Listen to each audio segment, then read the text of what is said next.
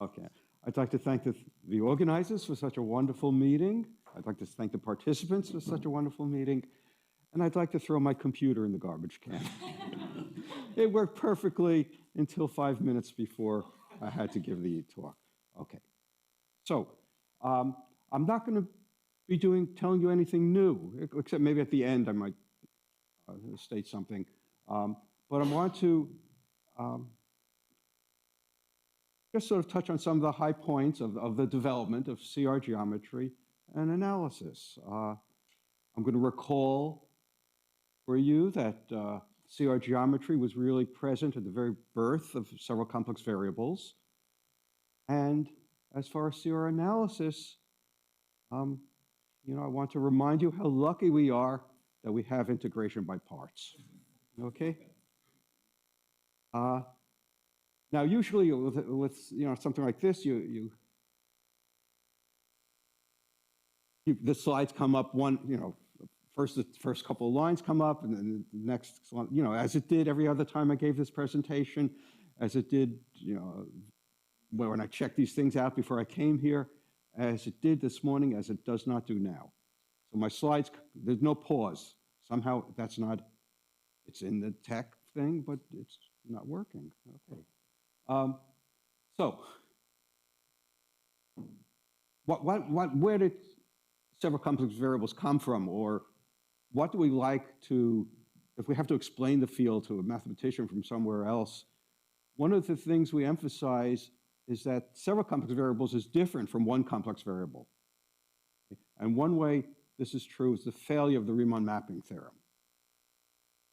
So already Poincare in 1905 observed that the Riemann mapping theorem does not hold in two variables. For instance, if you look at, certainly in one variable, we have it. You have the interior of the ball, the interior of the square, and there's a biholomorphic mapping from one to the other, fine. You go to 2 dimensions, so you have the ball, you have the polydisk, and Poincare in 1905 observed there's not a biholomorphism from the ball to the polydisk. One reason, the reason he gave, is that if you look at the automorphism group of the polydisk, the component of the identity, there it is, and it's commutative. Okay. On the other hand, you could write down 2 automorphisms of the ball. So there are 2 particular automorphisms of the ball. But those matrices do not commute. So there can't be a biholomorphism from the ball to the polydisk, because the automorphism groups are different. But he also observed that he observed that even the local form of the Riemann mapping theorem fails in 2 dimensions, because there are many more hypersurfaces than there are biholomorphisms.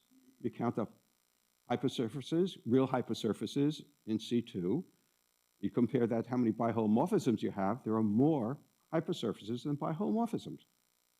Okay? And in particular, now it's working. So what did he mean by this? Look at the jet. Look at the jet up to order n.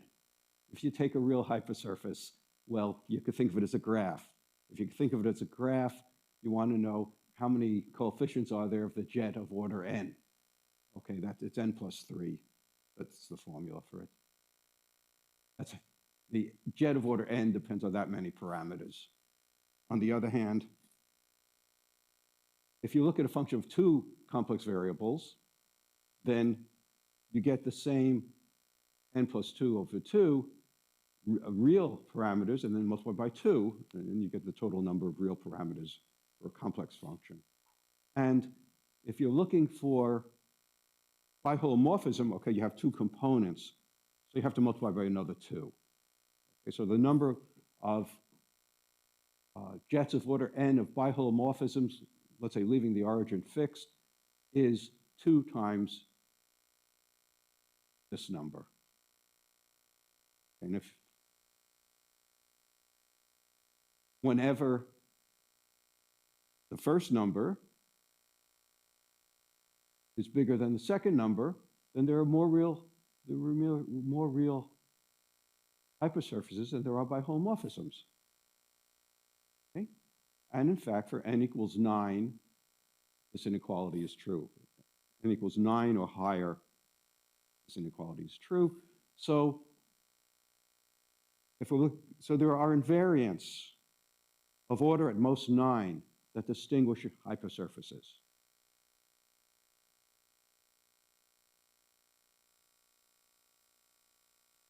The group of local biholomorphisms leaving the origin fixed does not act transitively on the n-jets of hypersurfaces. There are invariants of at most order 9. Okay, and so Elie Cartan took up the problem of finding these invariants. And here's what Elie Cartan's, okay, so what are these invariants? Here's what Elie Cartan says. I resolved this question, the question of the invariants that Poincare had observed, with an application of my general method of equivalence. The complete solution of Poincare's problem led me to new geometric ideas. So right at the beginning of several complex variables, we have Poincare's observation, and then we have these invariants, and we have Cartan's method of moving frames. So just briefly, what did Cartan do? Okay, so we start with a real hypersurface.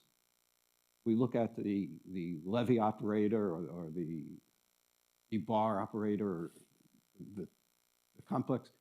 We look at that, okay? That is clearly a 0, 1 vector in C2, and it is clearly tangent to the hypersurface. And for the hyperquatric, also known as the Heisenberg group, the imaginary part of W is Z squared.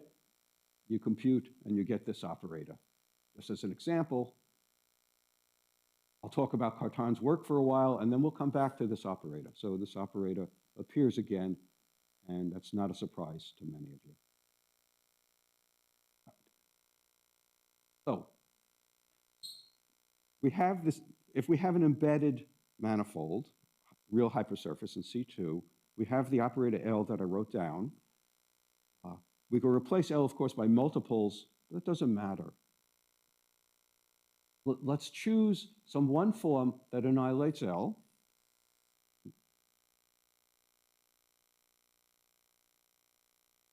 I'm skipping that.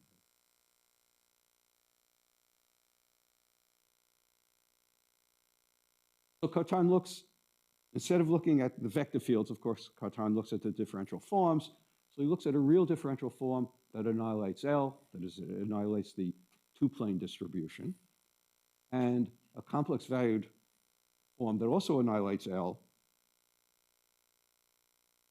and such that we have this independence, and we might as well normalize things, but changing the choices to get this. Okay, now the choice of L, the multiple of L did not matter, but the choice of the omega and the omega 1 very much matters. So you have to keep in mind what happens when you replace omega by 2 omega or by some multiple. Okay? Well, Cartan observes these are the replacements you could make. You could take the original omega. There's sort of a built-in orientation. So when I take the real form that's annihilating the two-plane distribution, in a way, it has a natural orientation. So I don't replace it by its negative, but I can replace it by any positive multiple of itself. Okay, so that's the lambda squared. That's a positive multiple. And the omega 1 then can be replaced by an arbitrary multiple. This is not an omega 1 bar. It can be replaced by an arbitrary multiple of, you could add an arbitrary multiple of this omega to this omega 1. It still vanishes on L, right? You cannot do this. All right. So just think of this as really this.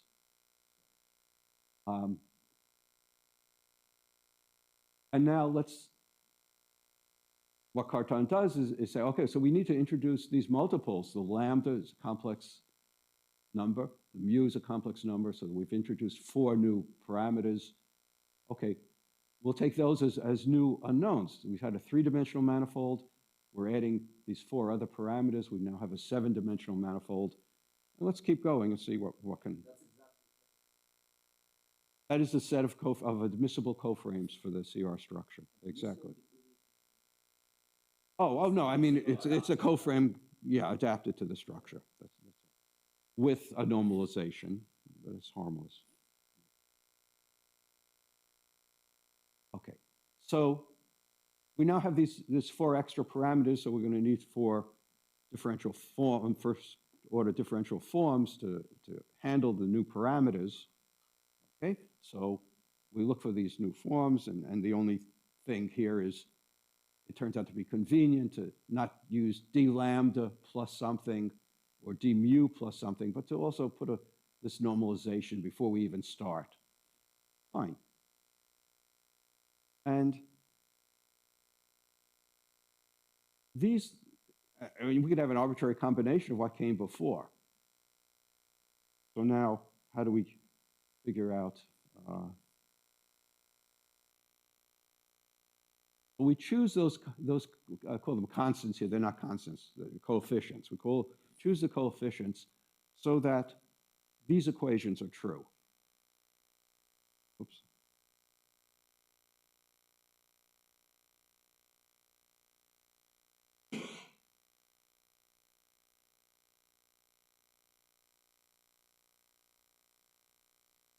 Yes. So the question that I was going to pose the rhetorical question, why do we choose d omega and d omega 1 to be these things? It is not obvious when you look at it. But in fact, all of Cartan's geometry here is based on the Heisenberg group or the hyperquatric. And the hyperquatric is a homogeneous space. And if you look at the SU21, the Mori-Cartan forms, this is what you get. Okay, so far, Cartan is just trying to force this to look as much like the hyperquatric as he can.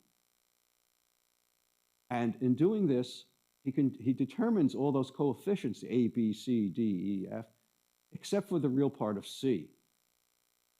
So he can satisfy these equations, and he still has a row. He still has the real part of C arbitrary. So he's going to need another equation. Okay, so let's look at omega 4 to be, again, the dots are now, because I've gotten tired. I got tired when I typed A omega 1 plus B omega 2 plus C omega 3, et cetera, all the other things.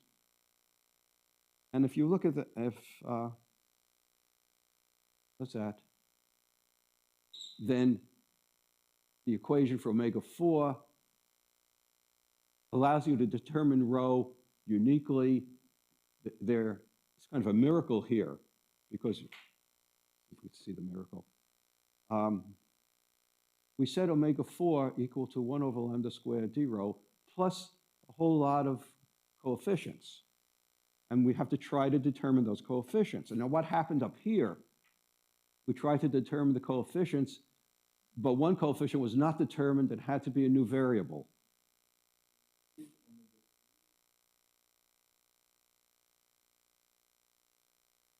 Where's the 3? No.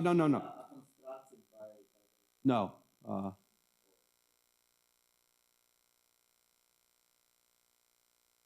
The previous slide, the omega 2, the omega 3 were determined,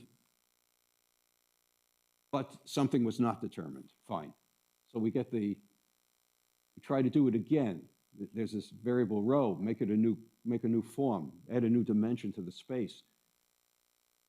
Try to determine something nice for omega 4 by choosing these coefficients correctly to force something to be true.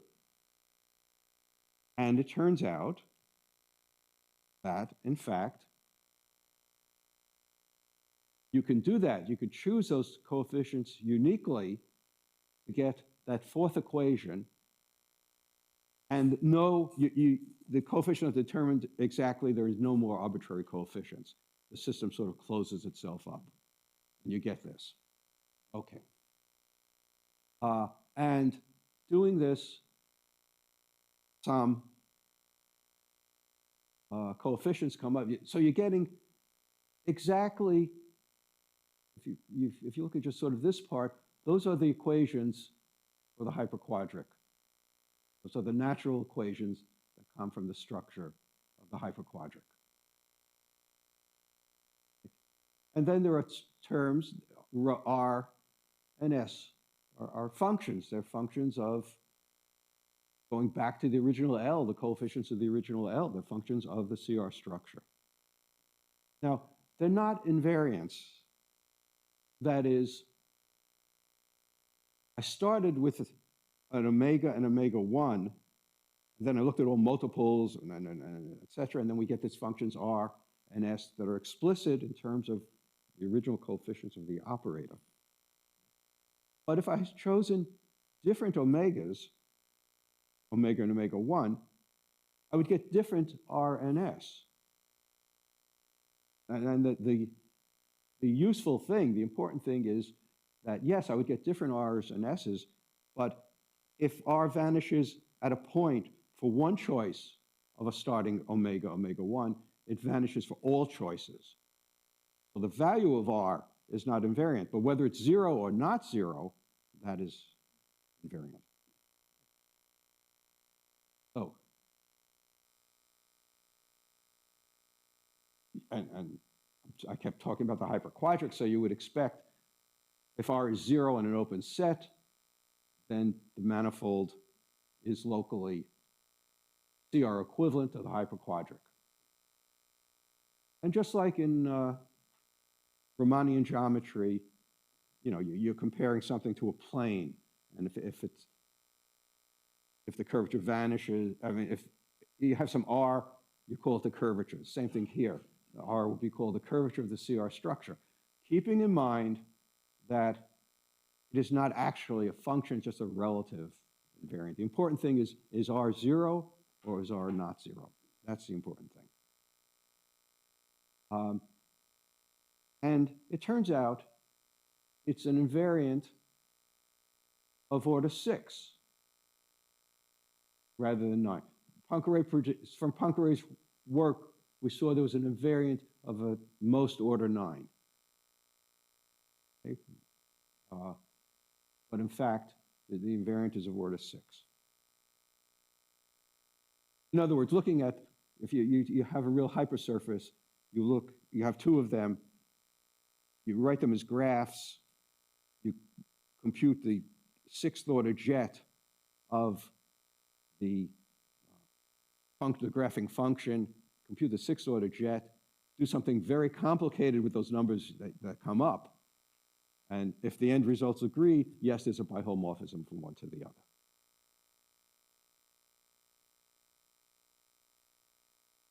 Okay. So that's sort of what I wanted to say about CR geometry. I just wanted to reinforce what the Cartan moving frames method is about. It's kind of, the actual doing the computations is hard or is involved.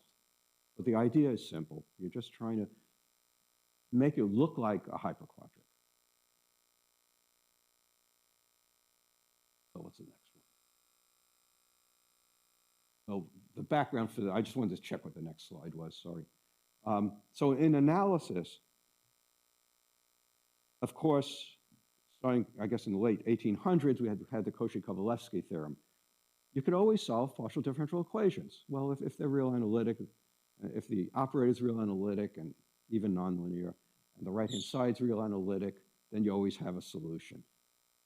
And then it became important to ask yourself, well, what if the right-hand side is not real analytic? What if it's C infinity? Do you still have a solution? And if you're the right-hand side, you're taking the right-hand side to be smooth, you might as well take the operator itself to be smooth. And let's not worry about nonlinear, let's look at linear partial differential equations. And I guess for a period of about 50 or 60 years, all the various partial differential equations and the systems and elliptic and hyperbolic and parabolic equations that people looked at, it was true. If the right-hand side was smooth, there was a solution and the solution was smooth. In fact, so around the 1950s, people suspected that you could just prove that every smooth partial differential, let's say even first order, every first order partial differential equation with smooth coefficients, and you have a smooth right-hand side, you're going to have a solution. First order partial differential equations are always solvable. And locally, right, yeah. And at least one graduate student was given as a project, as his PhD project, to prove this. Francois Treves. I mean, he's the one I know, because he wrote he has this somewhere here has a sentence, my thesis advisor, who was a well-known analyst and still is, suggested that so that's the situation where Hans Lewy, in his paper in the Annals in 1957, he's talking about what the mindset was when he looked at this problem. The mindset of the mathematical community was uniformly the experience of the investigated type, partial differential equations, smooth coefficients, has shown that, speaking of existence in the local sense, there always were solutions, indeed smooth solutions, provided the equations were smooth enough. It was therefore a matter of considerable surprise to this author to discover that this inference is in general erroneous. More precisely, there exist linear partial differential equations with coefficients in C infinity which possess not a single smooth solution in any neighborhood. Our inclination was completely wrong. I hope no one objects. I'm just going to go through his proof. Okay, and here's the operator I promised you we would see again, except now I've changed the sign and I've changed the notation to be consistent with what Hans Lewy did in his paper. Okay, so this is what's now called the Lewy operator of the hypersurface, and the hypersurface here is the hyperquatric. This is the operator for hyperquatric. And he claims, if you look at that, which is, if you're willing to admit complex coefficients, this is as nice and as simple equation as you can get, really. And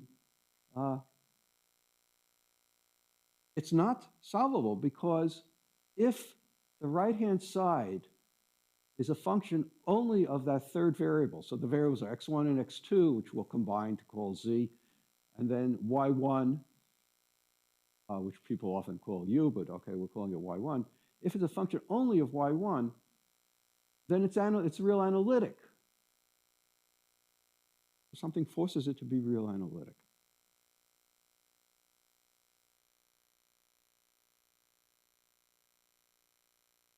And here I'm just rewriting, in a kind of natural way, I'm rewriting the operator like this. Fine. And I'm restating the theorem, LU equals phi of y1. If it has a C1 solution, then in fact, that phi is real analytic. And here's the proof. So the proof. We're going to introduce a new variable, w equal y1 plus iy2. And for set y2 equal to z squared, and then integrate the solution, right, was LU equals phi has a solution. Integrate the solution over y2 equals a constant. And this is natural. What he's doing here is very natural, okay? So let me explain. The hyperquatric you could picture as in that, so you have x1, x2, and y1. And you could picture that as a paraboloid in x1, x2, and y1. And then in y2, for the y2 axis, this paraboloid is just sliding along the y2 axis. And that surface is the hyperquatric. Okay, so it makes sense to fix a value of y2 and just intersect that with a plane and integrate what you get. So he's passing a plane, fixing y2, passing a plane through it. He's getting a circle, in fact, on the paraboloid, and he's integrating over the circle.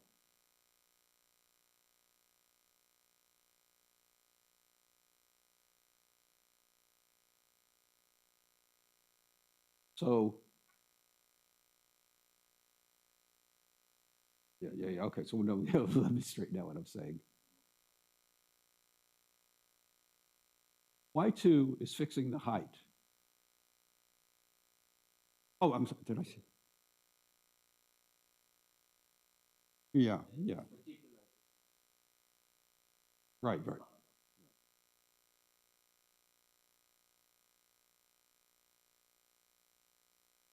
Right, okay. Yeah, all right, so yeah. So we have this. This function that we got by integrating, well, could have also been written like this, right? Just using r e to the I theta in place of z.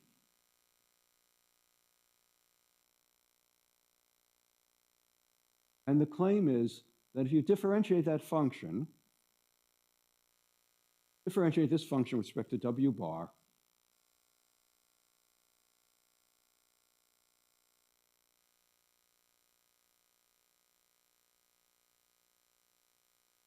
differentiate this function with respect to w bar.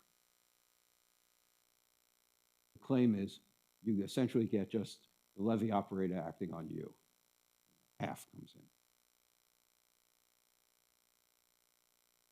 Okay, so, but if that's true, then take any function whose derivative is y1, a phi of y1, and then look, okay, and then note that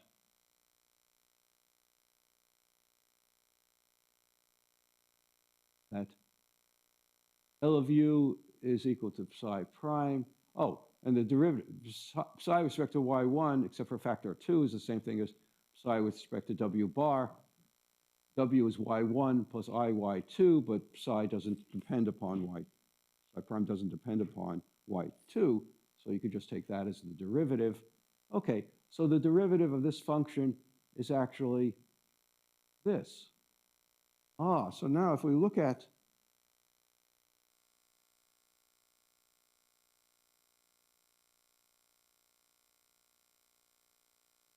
we take u and subtract 2 pi psi from it, we have, oh sure, make this a minus sign, put a 0 over here. The derivative of something with respect to w bar is 0. That something is real analytic, but when you go to the, if you look at this at the real axis, the u1, you're integrating over the circle, but you're shrinking the circle down to a point, so you get 0. So u is 0, so v is real. Oh, I forgot to say in all this, psi is real.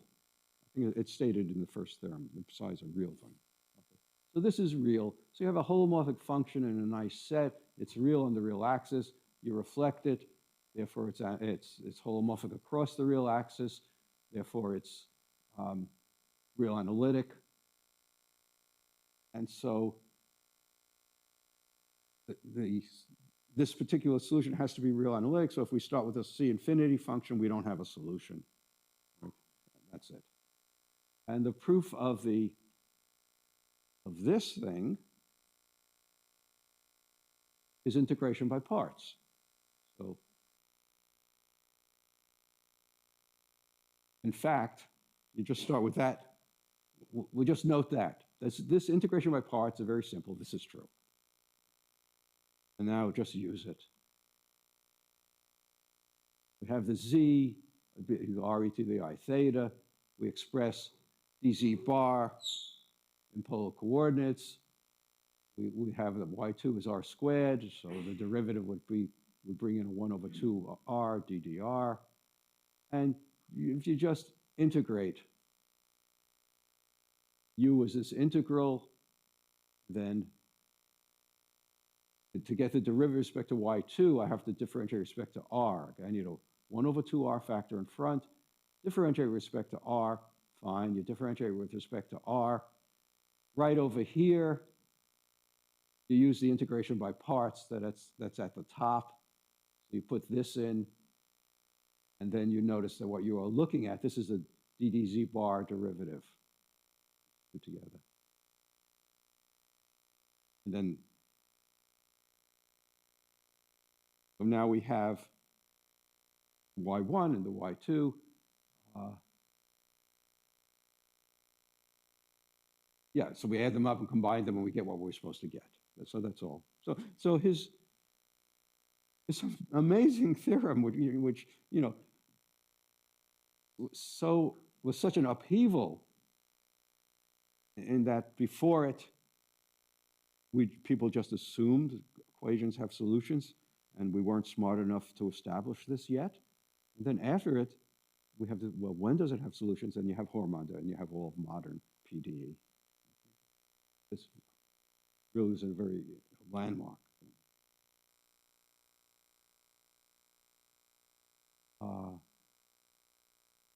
As most of you know better than I do, the similar result holds as long as it's strictly pseudo-convex.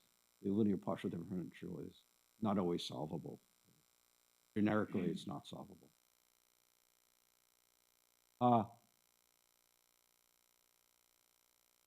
So I want to continue the story by going on to Nirenberg's work, and that's in the context of the embedding problem for CR structures.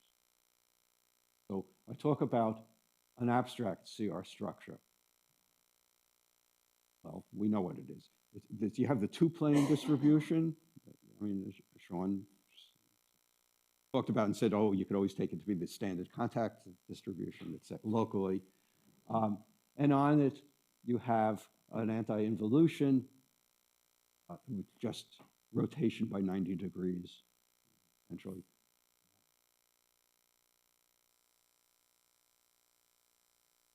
If in the embedded case, I want to take the abstract case, this is it. This is CR structure, this and this. It's consistent with what we know from the embedded case. The embedded case, you would have M3 sitting inside C2. You would have sort of the J operator on each component of C2. The tangent, this two-plane distribution is just the tangent to the manifold. Tangent plane, at a point, the tangent plane intersect its image on the J0. And what you get is a complex line. And this J operator is just that the usual complex, or the usual rotation 90 degrees restricted to the two-plane. And that's, here's the abstract definition here. It's consistent with what we know for the embedded case. And if you wanted, you could even, instead of this definition, you could say an abstract CR structure is just a complex vector field, assuming the real and imaginary parts are independent. That's all it is.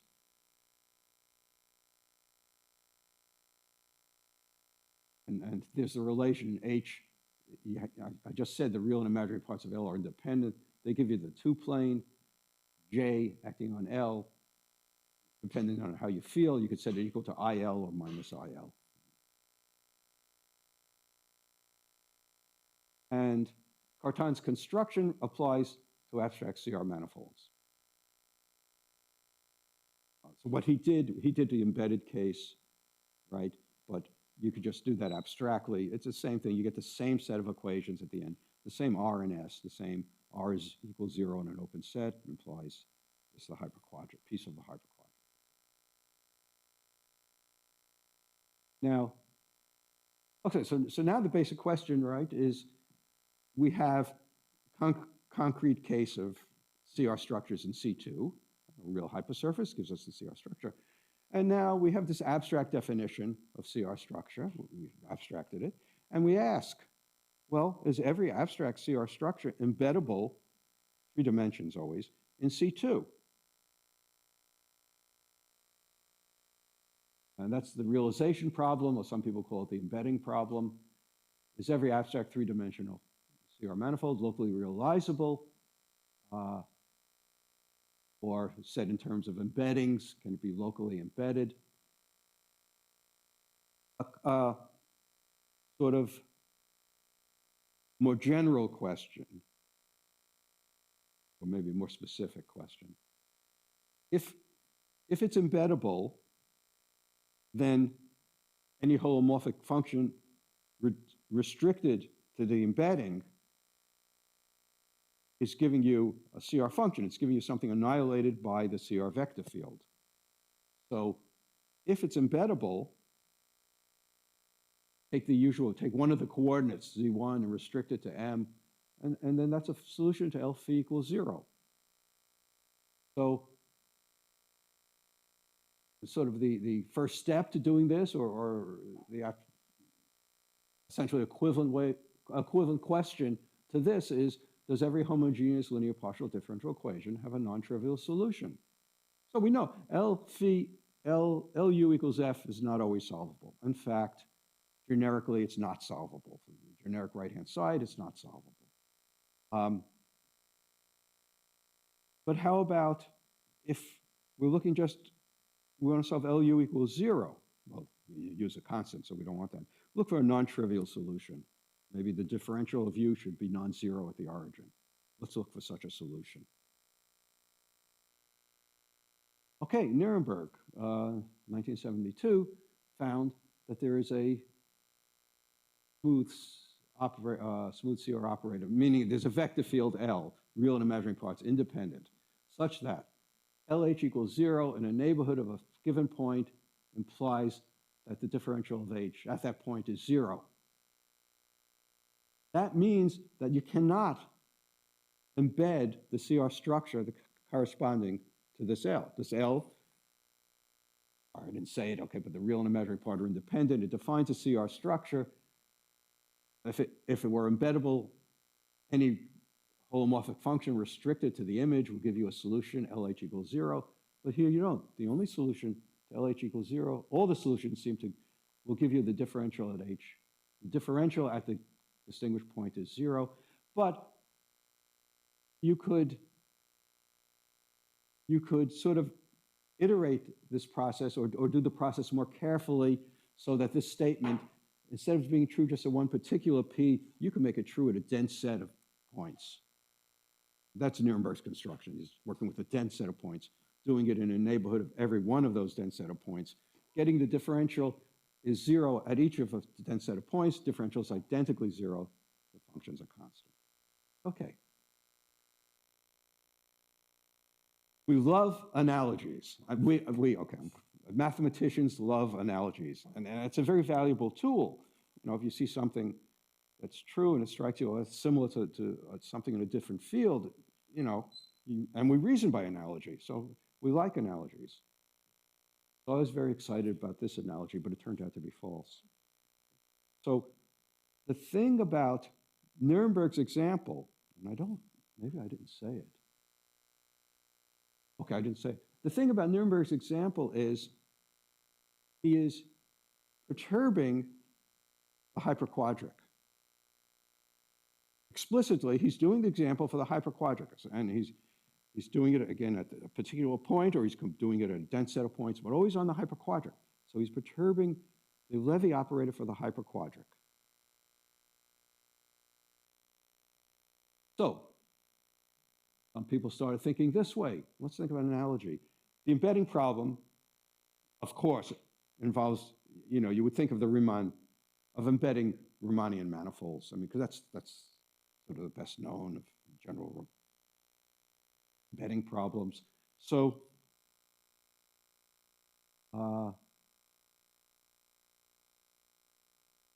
in Nuremberg's example, it's a perturbation of the hyperquatric, as I was saying, and I pointed out before, the hyperquatric corresponds to curvature 0. In the Cartan construction, when the R, the equivalent curvature, is 0 in an open set, you have the hyperquatric, right? So this is equal to, so what's the simplest isometric embedding problem? That is embedding a Riemannian, start with the Riemannian manifold, put it in Euclidean space, so the induced metric is the one you started with. So 2 dimensions, what's true? A 2-dimensional Riemannian manifold is locally embeddable into R3 near every point of non-zero curvature. That result goes back to 1884. So you look at the equations, and Weingarten looked explicitly, and I don't remember exactly what, but you get a nonlinear set of equations, and you can show that it's solvable as long as the curvature is not zero. And this was complemented by Pogorelov, who gave an example of a two-dimensional Riemannian manifold, C infinity, and it vanishes, the curvature vanishes at a point, and that manifold is not embeddable in C3. Of course, it's embeddable in some space because of the Nash theorem. It's always embeddable. And in fact, I think it's embeddable in R4. Well, no, Nash has two results. I'm thinking of the smooth result. You always can embed.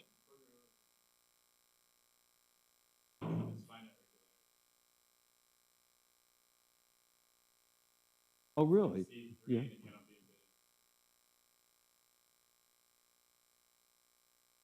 Oh. I mean, I haven't looked at it in a long time, and I've forgotten. Is it still an open? My next point is not valid?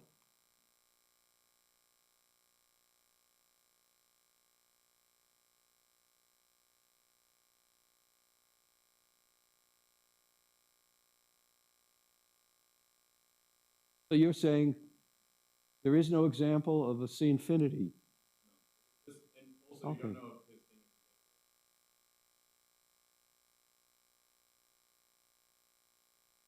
Oh, right. No, I know that. Right.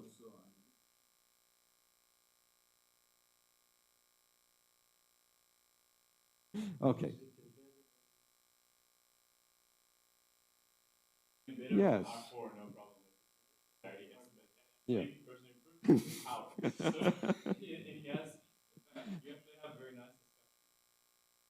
I learned a lot from your paper.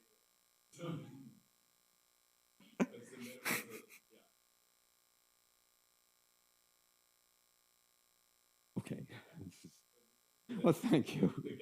I mean, this is how much I have forgotten. The Gaussian curve in that case is just super solid. Okay. So, all right. So I worked in Riemannian geometry originally, okay?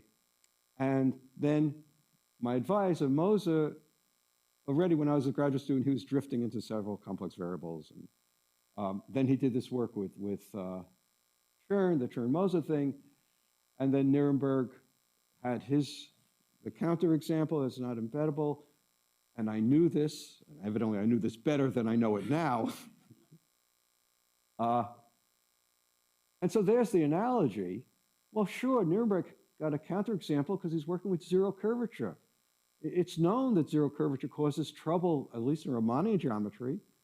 So zero curvature perhaps causes trouble in CR geometry.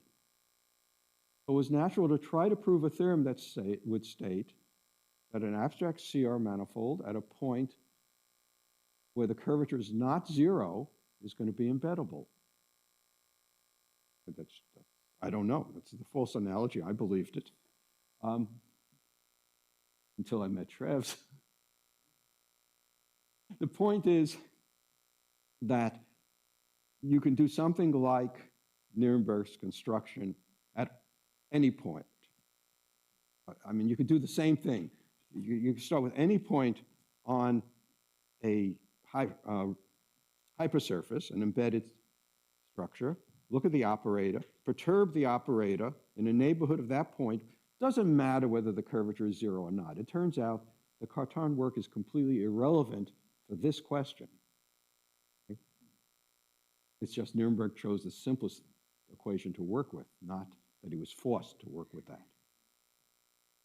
And so the result is, take any realizable CR operator, realizable CR structure, take any point, take any concept of smallness you want, you could perturb it to that smallness and end up with something that is not realizable, that you don't have any CR functions, no CR functions at all, except for the constants. And the proof is just integration by parts. Okay? So that's what I meant. We should really be thankful about integration by parts. So, of course, I have no idea how much time I have because I don't know what time I started. Oh, thank you. And I have 6 minutes worth of material, so this should work. Fine.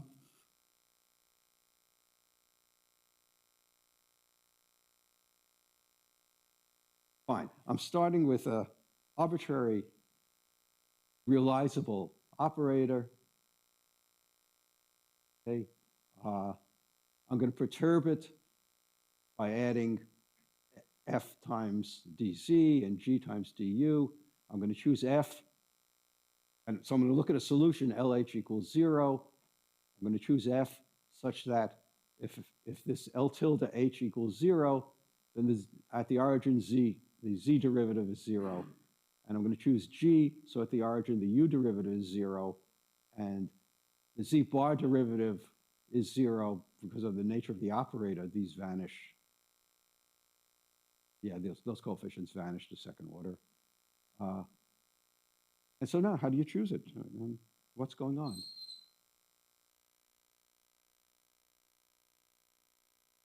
So we have this operator, we're thinking of it now in R3.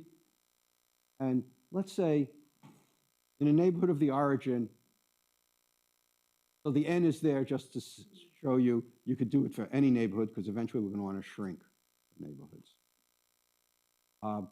And I have omega is a neighborhood around the origin.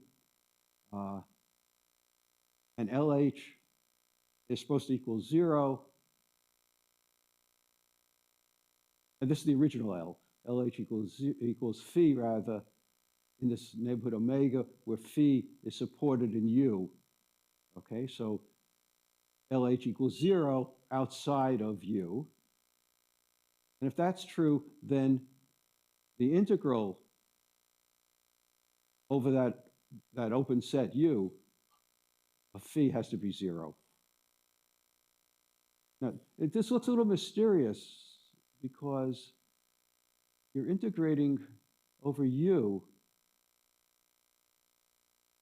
but you really don't have any information because the function phi is supported within U. How are you going to conclude the integral of U is 0? You know? Okay. Okay, let's assume we have that. Let me stress that again. I'm assuming we have this.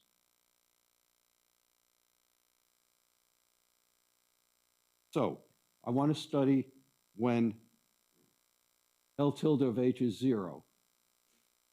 Well, so I'm going to write that as LH is equal to minus f hz. And I'm not working with the g, so I do the g separately. Get it? So I've perturbed, L tilde is the perturbation, but then I write LH is, and here's the perturbation term.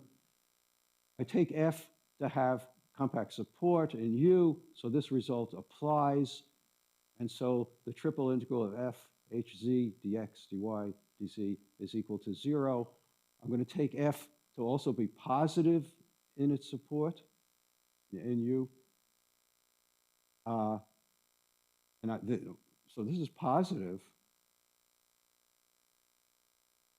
or even non-negative, I guess, and positive somewhere would work. The so h of z, the real part of the integral of the real part of this expression is 0. The integral of the imaginary part of this expression is 0.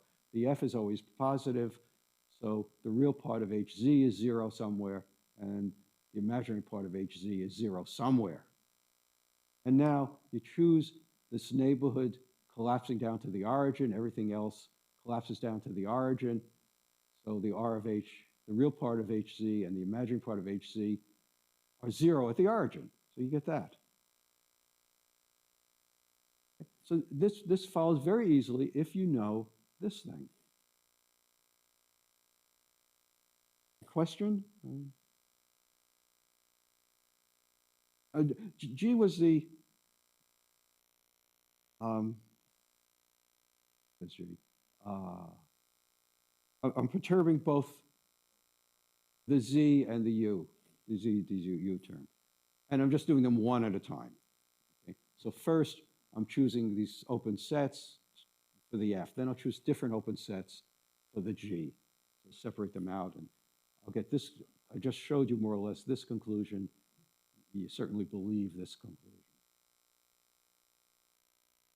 And it all comes down to, why is this integral 0? Because now I said, assume this integral 0, and then I just did this, and I was done. So what I have to tell you is why that integral is 0.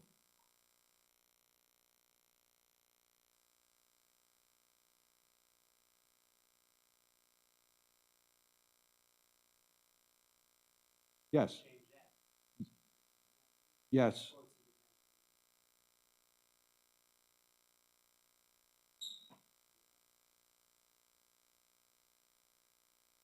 No, the h, so what you're saying.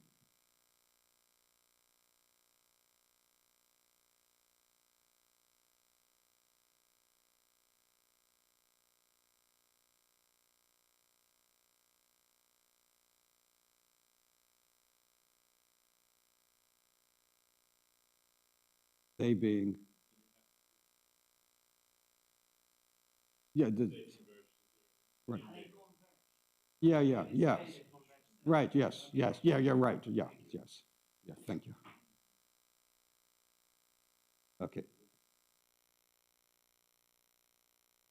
So now I'm going to do an integration by parts and end up with what I said. So we're starting with the embedded, the VL I assumed was embedded, or I will assume now is embedded.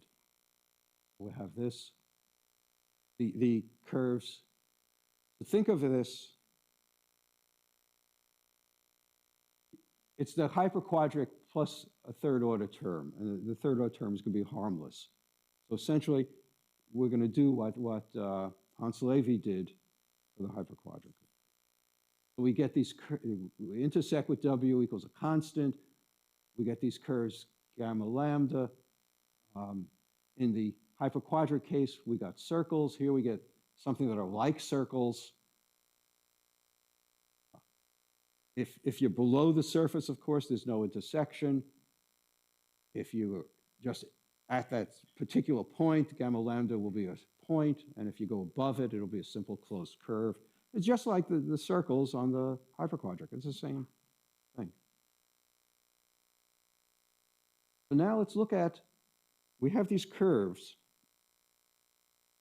and I'm going to take a curve sort of transverse to all of them in the R3, and then look at the curves that are coming out.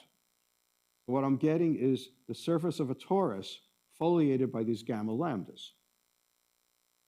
S will be the torus, and T will be the interior of that torus. Okay? If LH equals 0, the torus is that set U. You know, I said you have a set U that does this, etc. And this is, now I'm constructing the U. It's going to be the solid torus. So LH equals 0, then the integral of H over the circles gamma is 0 for as long as you are outside of the torus, because you can, it's going to be an analytic function of lambda, and you can deform the curves. Once you're outside the torus, you can deform the curves till you get to a point, and therefore the integral is 0. Okay, LH equals 0 implies that that thing is holomorphic, just it's a computation, but an easy computation. And it vanishes on a curve. The curve it vanishes is I said gamma lambda can be shrunk down to a point. Those points are, for the hyperquadratic, everything could be shrunk down to that y1 axis.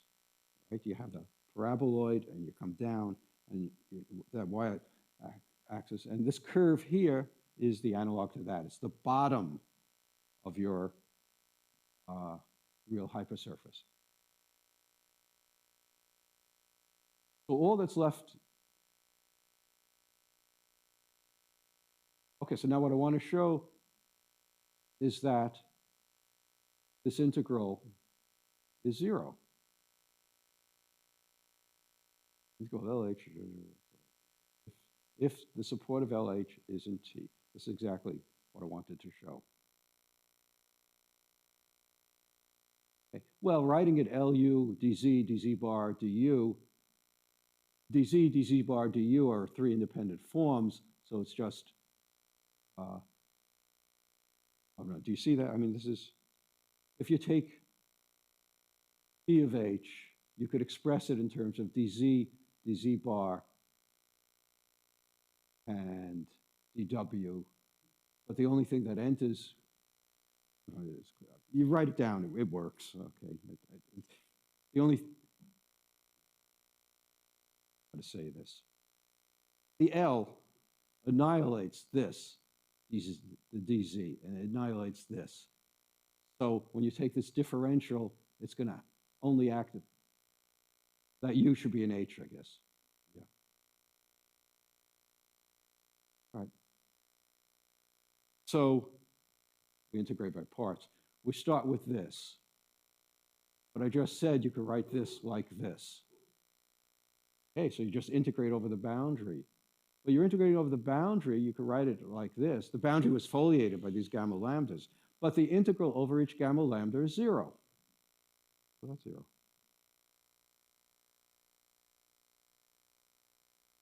And now I'm just saying, you know, these tori are coming down, collapsing, and we get this.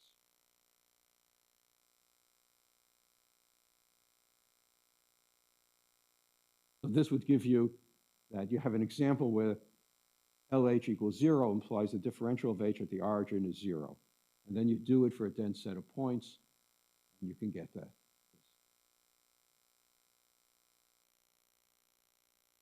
Oh, I forgot. I do have some more to talk. Do we have time? Oh.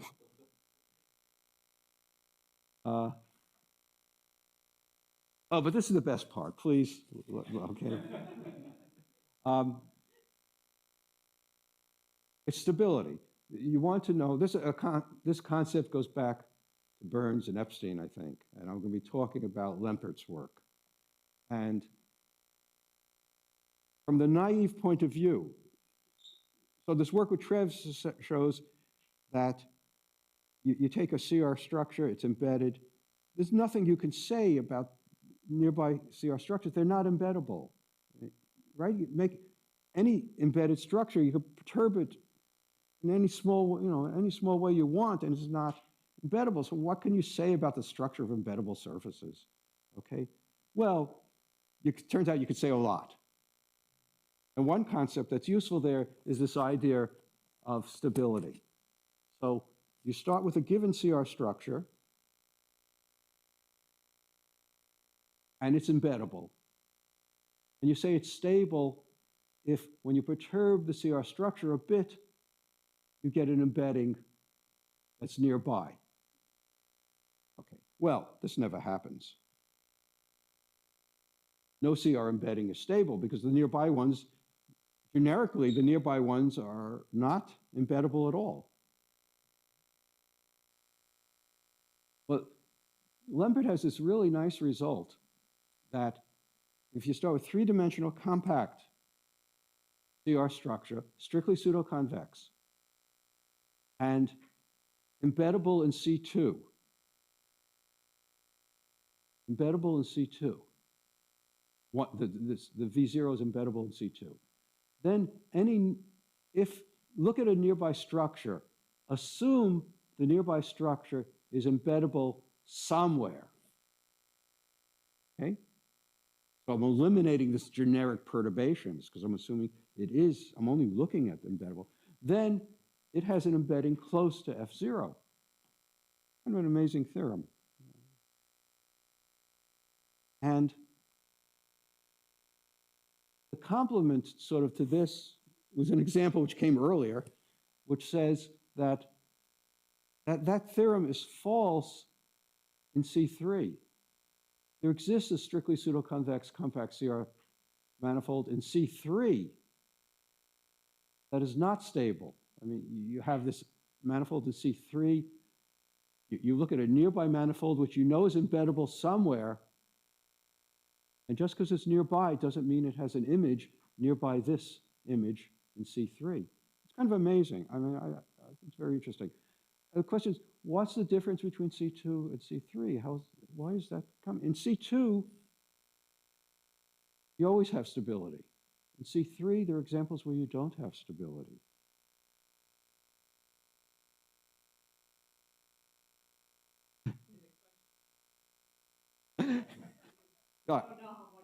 I should stop. Okay, let me just put up a slide. I will not say a word. Okay, let me just end with that. Siji Fu, Weisha Zhu proved. What's important here is, well, we know that embeddable is the same as closed range. But for stability, what you need is that the closed range estimate is sort of stable, that there's a uniform closed range estimate. Thank you.